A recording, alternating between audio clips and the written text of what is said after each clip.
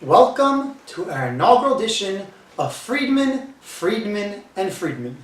Nope, this is not a law firm, but rather a program where we throw together two rabbis who have never spoken together, nor even met each other, to discuss something about Judaism.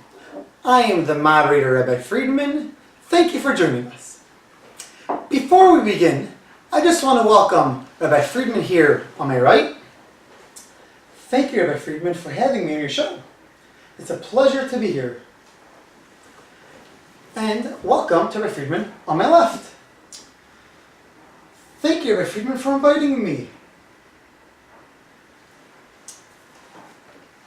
And just to confirm, the two of you have never met before, right? I have no clue who this fellow is.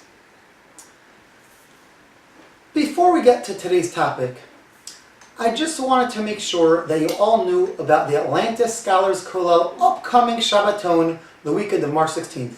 It's going to be at Unicoi State Park in the beautiful Georgia mountains, and we're going to have an awesome and inspirational weekend.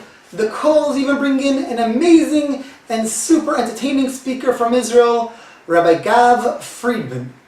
Though he shares my last name, he has no relation to me, and as far as I know, he's not related to either of tonight's guests. Nope, he's not related to me, nor to me.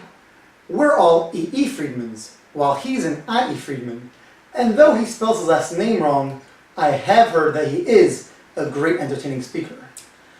There will, of course, also be full programming for children, and the cost for the 2 nights is only $350 for the entire family. A steal! For more information, visit the Kollel's website at www.atlantakollel.org, but sign up quickly before all the rooms are booked. You don't want to miss on this amazing opportunity. And now to today's topic, which is this week's Parsha, this week's Torah portion, Parshas Terumah. And today's question was submitted by somebody named Meir. Rabbi Freedman, Parshas Terumah discusses how to build the Mishkan, right? That's right, Rabbi Freedman. The portable tent-like temple that the Jews brought with them throughout their 40-year journey in the desert was called the Mishkan, or Tabernacle in English. And in this week's Torah portion, God teaches Moses exactly how to build it. Though it was a portable structure, it was a beautiful building and was made up of fine cloths and materials, high quality wood, and expensive metals and gems. Exactly. So here's this week's question, posed by this fellow named Meir from Atlanta, Georgia. There were so many expensive and high quality materials needed to build the Mishkan. For the past 210 years in Egypt, the Jews did nothing but lay bricks. How did the Jews know all of these fine skills needed to build the Mishkan? That's a great point. If the Mishkan had been a brick building, the Jews would have been the perfect builders for it. But it was made up of all these expensive, high-quality materials. They must have needed highly skilled artisans and craftsmen to pull it off.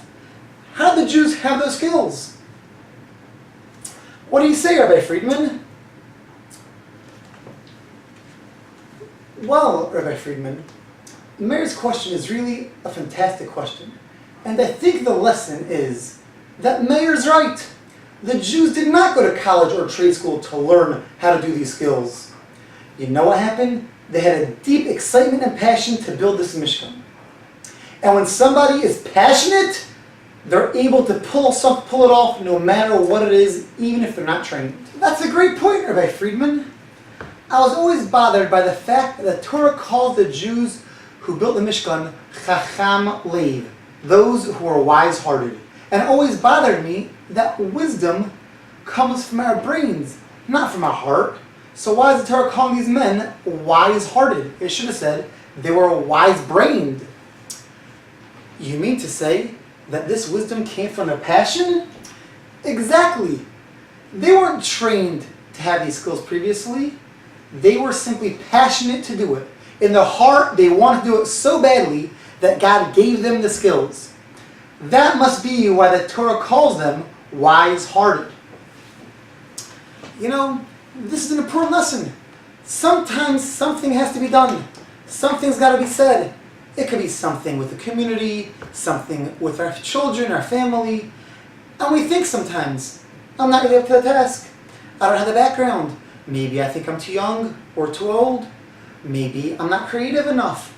Maybe I'm not outgoing enough. But the builders of the Mishkan are teaching us that if you care enough, you'll be able to pull it off. Fantastic.